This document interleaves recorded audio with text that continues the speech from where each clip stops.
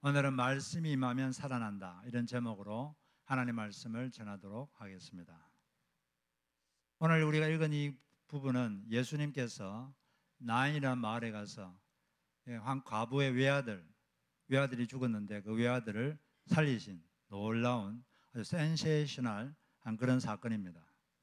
그런데 어떤 김성화라는 이 성녀가 이 부분을 읽다가 예수님이 진리구나, 그걸 깨달았다고 합니다. 그리고 불교에서 기독교로 개종했는데, 왜냐하면 석가모니에게도 비슷한 일이 있었거든요. 어떤 과부가 외아들이 죽었습니다. 너무 슬퍼가지고 석가모니에게 와가지고 이 아들을 좀 살려주십시오. 그러니까 석가모니가 이렇게 말했습니다. 저 마을에 가셔서 한 번도 사람이 죽어본 적이 없는 집에 가서 쌀을 빌려다가 밥을 해 먹으면 당신의 아들이 살아날 것입니다. 그래서 희망이 있다고 해서 마을에 가서 집집 돌아다니면서 혹시 사람이 안 죽은 집이 있는가 살펴보니까 한 집도 없습니다.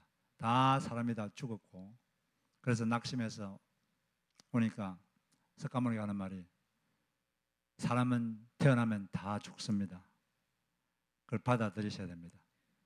이렇게 말을 했어요.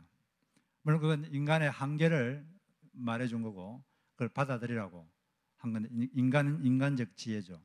그런데 여기서 예수님은 그 과부 외아들을 그냥 살려내셨습니다. 이분은 삶과 죽음을 주관하시는 분이구나. 예수는 신적인 존재구나. 이분이 바로 내가 지금까지 고민하고 찾았던 진리구나. 그걸 깨닫고 그분이 그 자리에서 예수님을 받아들이기로 하고 성녀를 그만두고 지금은 목사님이 되어 있습니다. 여러분들이 이런 사건을 직접 목격했다면 얼마나 놀랄까요? 예수님께서 나인이라는 도시를 이제 마을을 방문했는데, 나인이라는 곳은 갈릴리 호수에서 남서쪽으로 약 20-30km 떨어진 그런 조그마한 마을입니다. 거기서 예수님께서 한 과부의 외아들을 살려내신 그런 사건인데, 이 사건에서 우리가 얻을 수 있는 메시지가 한 두 가지 정도 있습니다. 예수님께서 왜 이 여인의 아들을 살려내셨습니까? 이유가 뭡니까? 예수님께서 나인성을 가고 있는 나인성 거리를 가고 있는데 장녀 행렬이 지나갑니다. 보니까 한 과부가 있었는데 아들이 하나 있었어요. 근데 아들이 죽어버렸어요. 그 당시 유대 사회는 여자는 경제 활동도 잘 하지 못하고 또 법적인 그런 권리도 별로 없습니다. 그러니까 남편이 없으면 정말 깝깝하죠. 근데 아들이라도 있었는데 아들도 이제 죽어버렸어요. 얼마나 슬플까요? 근데 그걸 보고 예수님께서 그 여인을 보고 하신 첫 마디가 울지 말라. 얼마나 슬프겠어요. 대성통곡하고 있는데 그 여인을 보고 울지 말라, 여인아. 예수님은 사람이 울면 더 슬픕니다. 사람이 눈물을 10방울 흘리면 예수님은 100방울 흘립니다. 나는 너희들이 우는 것을 보면 괴롭다. 너희들의 울음을 거치기 위해서 내가 이 땅에 왔다. 울지 말라. 이게 예수님의 마음이죠. 지금도 이 세상에는 참 슬픈 인생들이 많은데 그런 슬픈 인생들을 볼 때마다 예수님의 마음은 울지 말라. 그게 그분의 마음입니다. 그분이 왜 이런 일을 했느냐 하면 이유는 한 가지예요. 13절에 보니까 주께서 과부를 보시고 불쌍히 여기사 울지 말라 하시고, 불쌍한 거죠. 너무 불쌍한 거예요. 그냥 불쌍한 게 예수님께서 이 여인의 아들을 치료하신 유일한 이유입니다. 이 불쌍히 여긴다는 것은 상당히 중요한 것인데, 예수님께서 인간을 향하여서 가지신 기본 감정은 불쌍히 여기심, 긍휼, 한자로 하면 긍휼. 이게 하나님께서 인간에 대해서 갖고 있는 기본 감정입니다. 이 기본 감정을 깔고 주님은 이제 뭔가 일을 하시죠. 우리도 다른 사람을 볼 때 이 예수님과 같은 이 감정, 이 기본 감정을 깔고 다른 사람들을 보시기를 바랍니다. 그럴 때 좀 더 사람들을 좀 더 잘 대할 수가 있습니다. 이 경우에는 예수님께서 일방적으로 그 여인을 불쌍히 여기셨어요. 여인이 뭘 한 건 없습니다. 그냥 자기 너무 슬프니까 막 울고 있었는데 예수님께서 그냥 불쌍히 여주신 거예요. 근데 성경에 보면은 우리가 하나님의 불쌍히 계심을 더 경험하기 위해서, 경험할 수 있도록 하기 위해서 우리가 할 수 있는 것이 있다고 성경에서는 말하고 있습니다. 우리가 하나님의 은혜를 받으려면 유일한 방법은 그분의 불쌍히 계심을 받는 거예요. 불쌍히 계심을 받아야 되는데 어떻게 하면 그분의 불쌍히 계심을 우리가 더 잘 경험할 수 있는가? 한번 성경 구조로 세 가지로 한번 정리해 보면은, 먼저 첫 번째는 자기 죄를 자복하고 버려야 됩니다. 잠언 28장 13절을 보니까 자기의 죄를 숨기는 자는 형통하지 못하나 죄를 자복하고 버리는 자는 불쌍히 여김을 받으리라. 여기서 어떤 사람을 하나님이 불쌍히 여긴다 그랬습니까? 이 자기 죄를 숨기거나 또는 회피하거나 모르는 체 하거나 그러면 안 되고, 자기 죄를 분명히 직시하고, 아, 내가 이 잘못을 저질렀구나. 그리고 그걸 자복하고, 자복한다는 건 하나님 앞에서 하나님께 가서 제가 이런 잘못을 저질렀습니다, 이렇게 분명하게 말로 고백하는 거예요. 그리고 그걸 버리는 자가 하나님께 불쌍히 여김을 받는다. 하나님의 은혜를 받는 방법은 불쌍히 여김을 받는 방법밖에 없는데, 그러려면 자기의 죄를 자복하고 버려야 돼요. 그러지 않으면 방법이 없습니다. 이 세상에는 미신을 믿는 사람들이 많아요. 미신과 고등 종교의 차이가 뭘까요? 많은 사람들이 미신을 믿어요. 미신을 믿는 사람은 신의 뜻은 별로 상관이 없습니다. 신의 뜻이 뭔가, 자기를 신의 뜻에 맞추려고 하는 데는 관심이 없습니다. 오직 관심 있는 것은 자기의 원하는 것, 자기의 소원, 그것을 이루어달라고 손이 발이 되도록 비는 것, 그것밖에 없죠. 신의 뜻이 뭔가, 내가 신의 뜻에 따라 살고 있는가, 그런 데는 관심이 없습니다. 그게 미신이죠. 근데 성경은 그런 미신이 아닙니다. 성경도, 하나님도 우리에게 필요한 것을 채워주는 데 관심이 있으시죠. 그런데 그보다 훨씬 더 관심이 더 많으신 것은, 훨씬 더 중요하게 생각하는 것은 우리가 하나님의 뜻에 따라 살고 있는가, 그게 하나님께는 더 큰 관심이고, 그게 1차적인 관심입니다. 우리는 먼저 하나님께 나가서 내가 하나님 뜻에 맞게 살고 있는가, 그걸 깊이 생각해야 되고, 그러지 못한 게 있으면 자복하고 버릴 때 하나님으로부터 불쌍히 여김을 받을 수가 있습니다. 보통 죄는 세 가지예요. 이 세 가지 종류 중에 하나가 그 죄인데, 먼저 첫 번째는 하나님을 향한 죄고, 두 번째는 다른 사람을 향한 죄고, 세 번째는 자기를 향한 죄. 이 세 가지 종류가 있어요. 하나님을 향해서는 어떤 게 죄냐?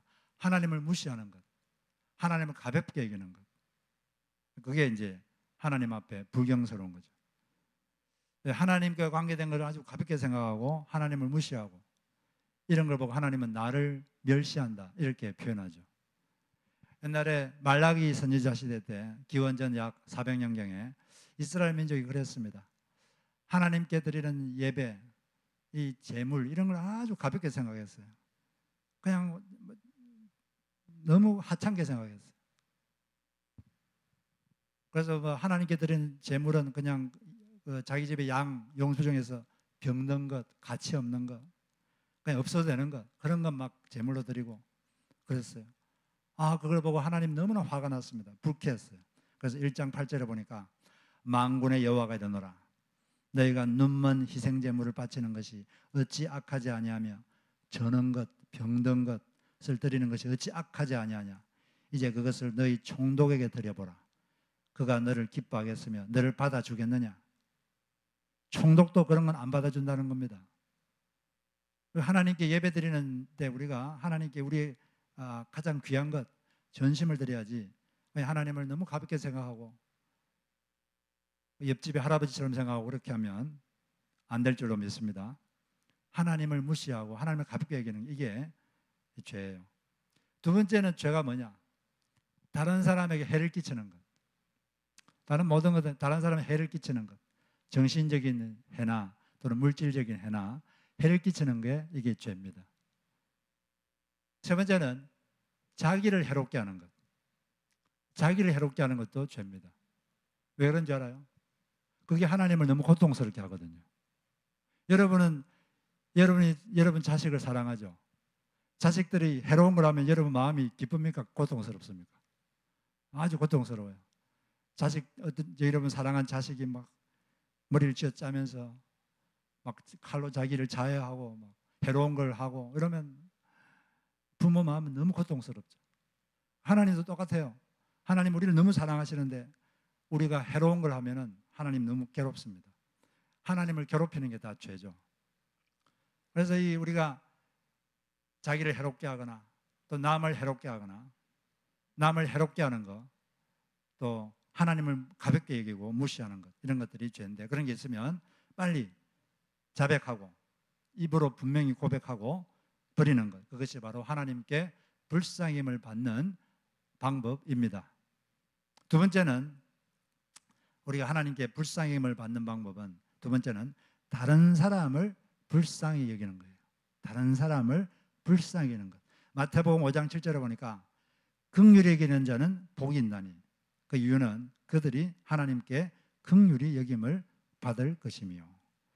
긍휼하다는 게 불쌍히 여긴다는 건데 하나님으로부터 긍휼히 받으려면 다른 사람을 긍휼하게 여겨야 됩니다. 그것이 하나님께 긍휼히 여김을 받는 방법입니다. 잠언 21장 13절을 보면 귀를 막고 가난한 자가 부르짖는 소리를 듣지 아니하면 자기가 부르짖을 때에도 들을 자가 없으리라. 좀 공경에 처한 사람이 있는데 그걸 이렇게 무시하면 우리가 힘들어서 부르짖을 때도 하나님은 들을 자가 없다. 이게 성경 구절이에요. 그러니까 우리가 하나님으로부터 불쌍히 여겨야지 하나님의 은혜를 받는데 그러려면 다른 사람을 불쌍히 여겨야 됩니다. 다른 사람을 불쌍히 여기고 긍휼히 여기고 자기중심적인 사고 그런 삶에서 벗어나서 다른 사람을 불쌍히 여기고 다른 사람을 배려하고 그런 삶을 살 때 하나님으로부터 불쌍힘을 받습니다. 세 번째는 하나님께 불쌍히 여겨달라고 기도하는 거예요. 예수님이 여리고를 지나갈 때 두 맹인이 소리를 질러서 다음과 같이 예수님께 말했습니다. 마태복음 20장 주여 우리를 불쌍히 여기소서 다윗의 자손이여 하는지라. 이렇게 하니까 예수님께서 34절을 보면 예수께서 불쌍히 여기사 그들의 눈을 만지시니 곧 보게 되어 그들이 예수를 따르니라. 이 두 맹인이 했던 것은 주여 불쌍히 여겨주십시오 이렇게 간절하게 기도했더니 주님께서 불쌍히 여기시고 그들의 눈을 보게 해주셨습니다. 우리도 하나님 앞에서 불쌍히 여겨 주십시오 이런 기도를 올려주시기를 바랍니다. 그럴 때 주님께서 우리에게 긍휼을 베풀어 주실 겁니다. 다행히도 우리 하나님은 성품이 긍휼에 풍성하신 하나님이십니다. 에베소서 2장 4절에 보니까 긍휼에 풍성하신 하나님이 우리를 살리셨다. 다행히 우리 하나님은 마음이 인자하셔서 긍휼이 풍성하신 분이시니까 그분께 나가서 긍휼을 강구하시기를 바랍니다. 나인성 과부의 이 외아들이 살아난 이유는 첫째, 예수님께서 그 여인을 불쌍히 여겼기 때문이에요. 그 외에는 이유가 없습니다. 불쌍히 여겨서. 두 번째, 이런 놀라운 일이 일어난 이유는 예수님께서 그 시체를 향하여 말씀하셨기 때문입니다. 말씀이 임하는 곳에 역사가 일어납니다. 여기 보면은 예수님께서 가시다가 이제 관에다가 손을 얹고 이렇게 말했어요. 가까이 가서 그 관에 손을 대시니 맨 자들이 서는지라. 예수께서 이르시되 청년아 내게 말하노니 일어나라. 그 시체를 향해서 일어나라 그랬는데 시체가 벌떡 일어나더니 말도 하고 뭐 그러는 거예요. 여러분들 그걸 직접 봤으면 어땠을 것 같습니까? 기절 초풍을 했겠죠. 얼마나 놀라겠어요. 시체가 갑자기 벌떡 일어나가지고 막 말하고 이런 일이 실제로 있었습니다. 그냥 예수님이 한 것은 말한 것밖에 없어요. 일어나라. 그랬더니 시체가 복종을 했습니다. 말을 할 때 그 말이 이루어지는 걸 권세라 그래요. 권위, 오사리티. 오사리티가 있다는 말은 말을 하면 그 말이 통합니다. 그러면 이 사람이 권세가 있구나, 권위가 있구나 이렇게 우리가 인정하죠. 예수님은 우주의 주인이시죠. 이 땅과 하늘의 모든 권위, 권세를 갖고 계신 분입니다. 그래서 그분이 말을 하면 그 복종을 하게 돼 있어요. 시체도 예수님 말하니까 그냥 복종하는 거예요. 그분이 권세가 있으니까. 예수님은 자연에 대해서도 권세가 있습니다. 그래서 풍랑치는 풍랑을 향해서 잠잠하라. 그러니까 풍랑이 잠잠해지고, 또 귀신 들린 사람에게 귀신아 나와. 그러니까 귀신들이 복종하죠. 그럼 귀신에 대한 오사리티, 권세가 있기 때문에 그렇습니다. 또 병 들린 사람한테 내가 나았느니라 한마디 하면 그냥 병이 복종합니다. 왜냐하면 그분에게는 권세가 있기 때문에 그런 거죠. 지금도 우리 주님께서 우리에게 말씀하시면 지금도 우리의 몸과 마음이 이렇게 치료될 줄로 믿습니다. 주님의 말, 그때는 예수님이 직접 이 땅에 살아 계시기 때문에 그 여인을 향해 직접 말했지만 지금은 이제 몸은 안 계시잖아요. 성령으로 계신데 지금은 여러 가지 방법으로 말씀하시는데 그 중에 많이 사용하시는 방법이 성경을 통해서 말씀하십니다. 성경 구절을 가지고 우리에게 말씀하시죠.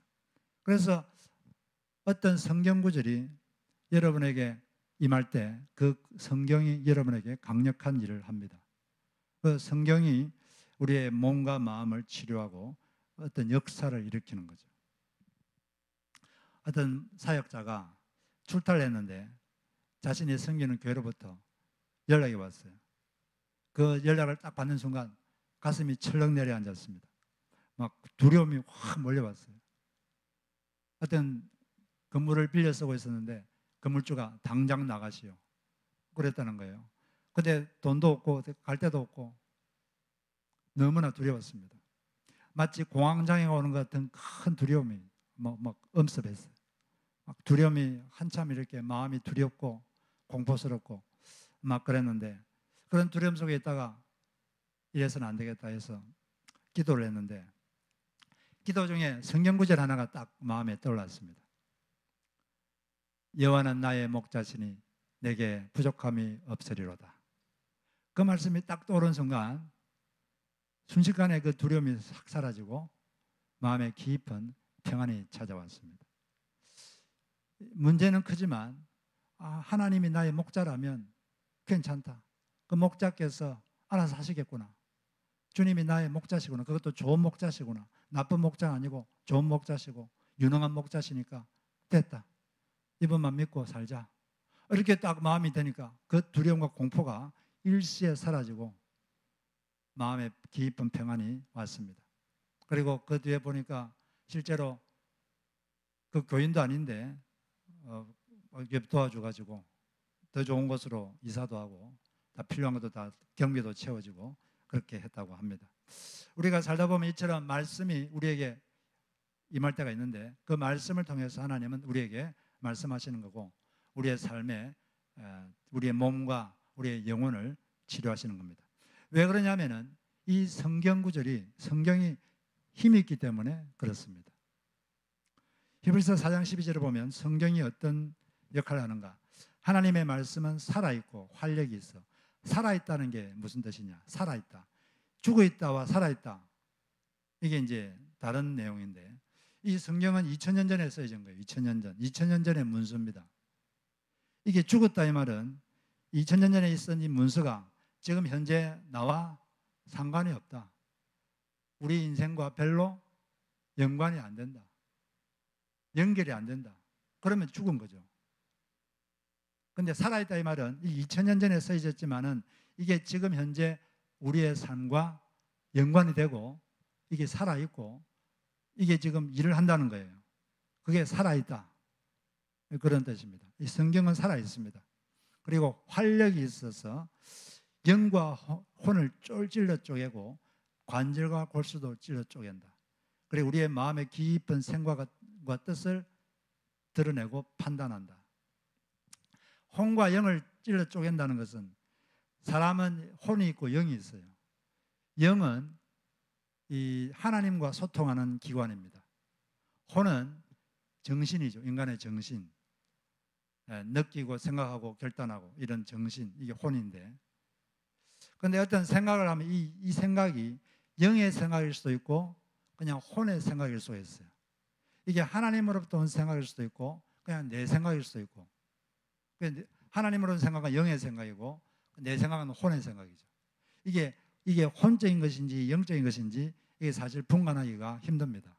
그게 그거 같고 비슷하기 때문에. 근데 하나님의 말씀 앞에 딱 이게 오면은 그 말씀이 우리의 영혼 깊은 곳에 들어가서 그 두 가지를 확 쪼개내고 그걸 분별시킨다는 거예요. 아, 이게 내 육신적인 생각이었구나. 이 성경 앞에 자기가 딱 머물면은 그 말씀이 어느 순간에 와닿아서 이게 영의 생각인지 혼의 생각인지 그것을 이게 분별시켜주고 그걸 분리시켜 준다는 것입니다.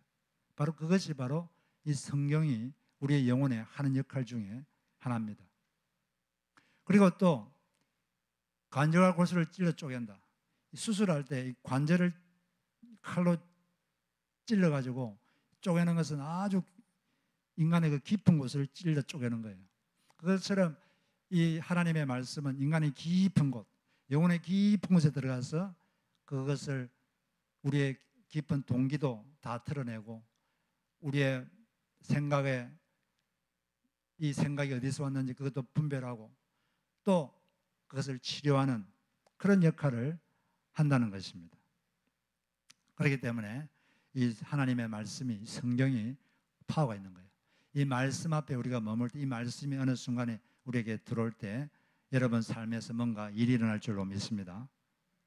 예수님께서도 이런 말을 한 적이 있어요. 진실로 진실로 너에게 이르노니 죽은 자들이 하나님의 아들의 음성을 들을 때가 오노니 곧 이때라. 듣는 자는 살아나리라. 그때 예수님이 이 땅에 살아있을 때 예수님이 무슨 말을 했는데 그 말을 듣는 사람, 듣는다 이 말은 그걸 받아들이는 사람, 그걸 귀로 듣고 그걸 받아들이는 사람, 마음으로 받아들이는 사람은 살아난다. 그 사람의 영적 생명이 그 사람의 영적 생명이 주어지고 살아나는 거예요. 그리고 나중에 예수님이 재림할 때도 예수님께서 뭔가 말씀하실 텐데 그때 많은 사람들이 무덤에 묻혀 있거든요. 영혼은 저 하늘나라가 있고 아니면 저 지옥에 있든지. 그런데 예수님이 재림할 때 예수님이 말을 하면 그 죽어있던 무덤에 있던 것들이 다 살아납니다. 그래가지고 예수님께 속한 자들은 영원한 천국에 들어가고 새롭게 부활된 부활체가 되어서 가고 또 예수께 속하지 않은 자들은 영원한 불못으로 형벌의 장소로 가게 되는 것이죠. 지금도 우리가 이 예수님 말씀을 딱 듣고 받아들이면 우리 영혼이 살아날 줄로 믿습니다. 영적 전쟁이라는 것은 주님의 말씀과 사탄의 말의 싸움입니다. 말씀이 이길 것인가 사탄의 말이 이길 것인가. 이 사탄의 말이 주님의 말씀을 이기면 지는 거고 주님의 말씀이 사탄의 말을 이기면 이기는 거죠. 그런데 하와는 주님의 말씀보다 사탄의 말을 더 귀담아 들었습니다. 그러다 보니까 유혹에 넘어간 거죠. 주님의 말씀은 영감이라 그러고 사탄의 말은 유혹이라 그래요. 영감을 받을 것인가 유혹을 받을 것인가, 그것은 우리가 어디에 더 귀를 기울이는가 거기에 대해서 결정이 됩니다. 우리는 주님의 말씀을 받아서 영감을 받아야 돼요. 사탄의 말을 들어서 유혹을 받을 게 아니라 이 두 가지가 항상 우리에게 왔다 갔다 합니다. 영감도 오고 유혹도 오고. 그럴 때 여러분 유혹받지 마시고 영감을 받으시고 영감을 따라 사시기를 바랍니다.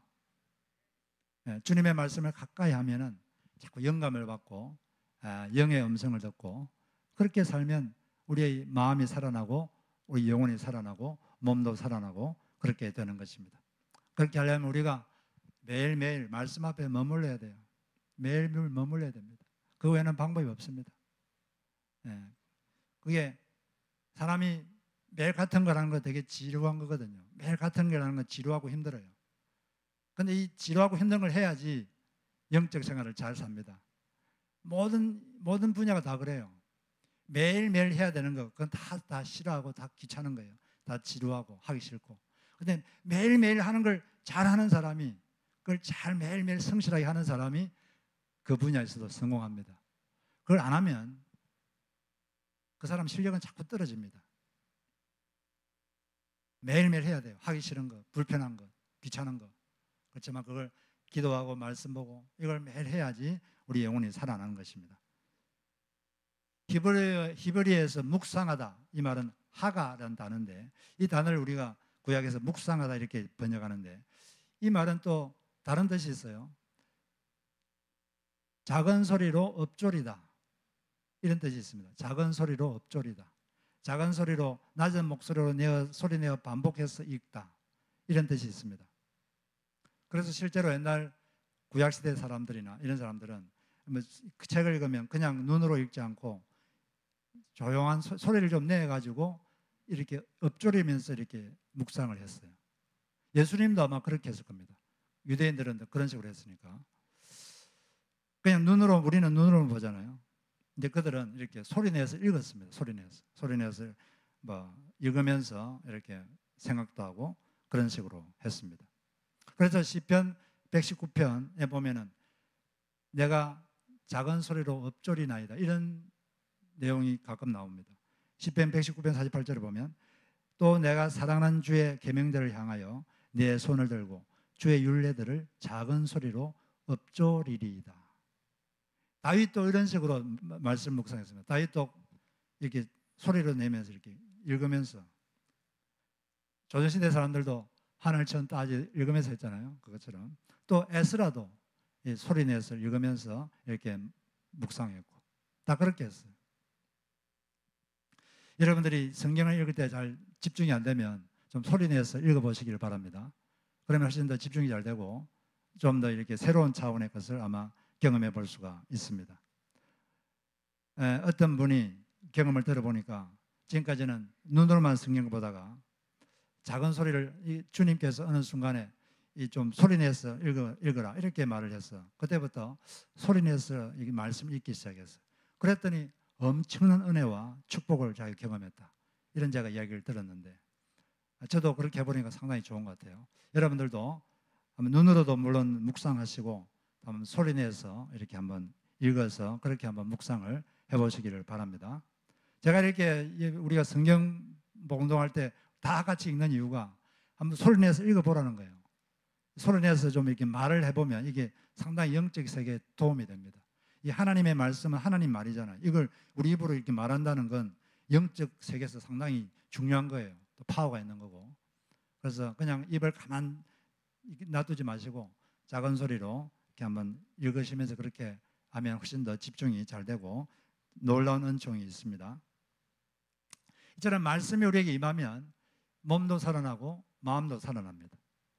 저희 교회가 처음에 개척했을 때, 개척한 지 얼마 안 됐을 때 피터 김이라는 선교사님 오셔서 간증한 적이 있어요.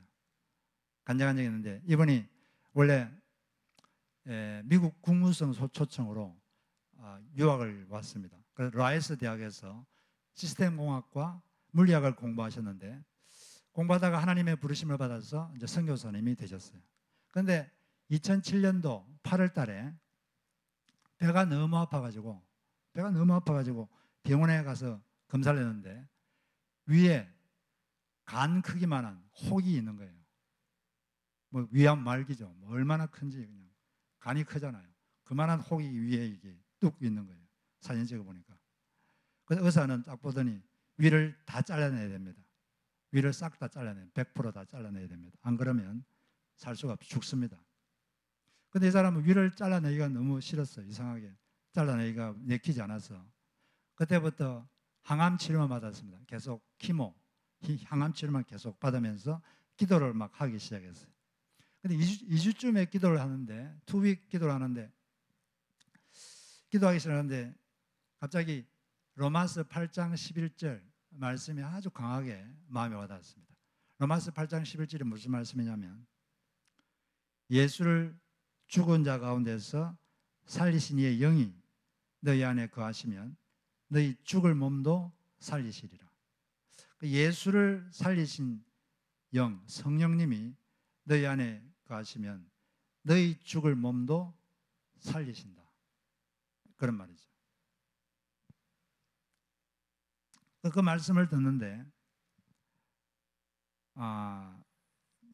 성령, 예수님을 부활시키신 그분이 내 안에 계시니까 내 몸도 살겠구나, 그런 좀 믿음이 생겼습니다. 그것부터는 이상하게 수술받고 싶은 생각이 들질 않았어요. 그래서 의사의 반대에도 불구하고 수술받지 않고 계속 항암 치료만 계속 받았습니다. 그렇지만 암덩어리는 작아지질 않았어요. 그냥 그렇게 유지됐어요. 그러다가 발병 3개월 후에 11월 말에 기도를 하는데 토요일마다 노방전도를 하라는 강한 감동을 주셨습니다. 원래 이분이 토요일마다 노방전도를 했는데 병이 나가지고 좀 쉬었거든요. 한 3개월 쉬었는데 다시 하라는 거예요. 그래서 이 키모 하는 그 펌프하고 튜브를 딱 몸에 달고 LA 어떤 공원, 메가드 공원 옆에 있는 공원, 거기에서 전도를 했어요. 어느 토요일 날 약 40명 정도 되는 히스패닉 사람들이 축구를 막 하다가 이제 다 끝나고 쉬고 있었습니다. 거기 가가지고 40명 앞에서 복음을 전했어요. 복음을 전해서 예수 믿고 싶은 사람 하니까 여러 사람이 손들었어요. 그래서 한 사람 한 사람 그들에게 이제 영접 기도를 하게 하고 예수를 믿게 하고, 그래서 이제 집에 돌아오는데 갑자기 하늘로부터 너무나 표현할 수 없는 큰 기쁨이, 너무 큰 기쁨이 있었습니다. 너무 큰 기쁨이 하늘에서 확 쏟아지는데, 그리고 마음속에서 영적 음성이 강하게 들렸어요. 너의 암이 사라졌다. 그런 영적 감동이 있는 거예요. 너무 그게 확신이 강해가지고 월요일 날 가가지고 검사를 해봤습니다. 검사해 보니까 이 암이 완전히 다 사라졌어요. 그리고 4개월 후에 또 검사했는데 의사가 이해는 못하겠지만 암이 완전히 사라졌습니다 하고 검사 결과를 말해 주었습니다. 그분이 우리 교회에 와서 직접 간증을 했는데, 이 주님의 말씀이 임하니까 그런 역사가 일어난 줄로 믿습니다. 우리도 지금도 예수님은 그때나 지금이나 동일한 능력으로 우리와 함께 계십니다. 그분이 우리를 불쌍히 계시고 그분의 말씀이 임하면 비슷한 역사가 지금도 일어납니다. 우리는 그분께 불쌍히 여김을 받아야 돼요.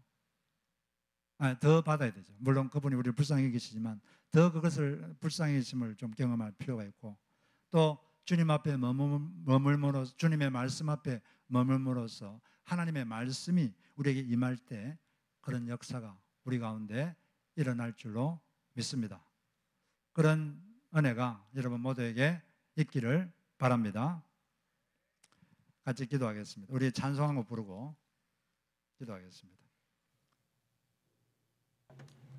주 선한 능력으로 우리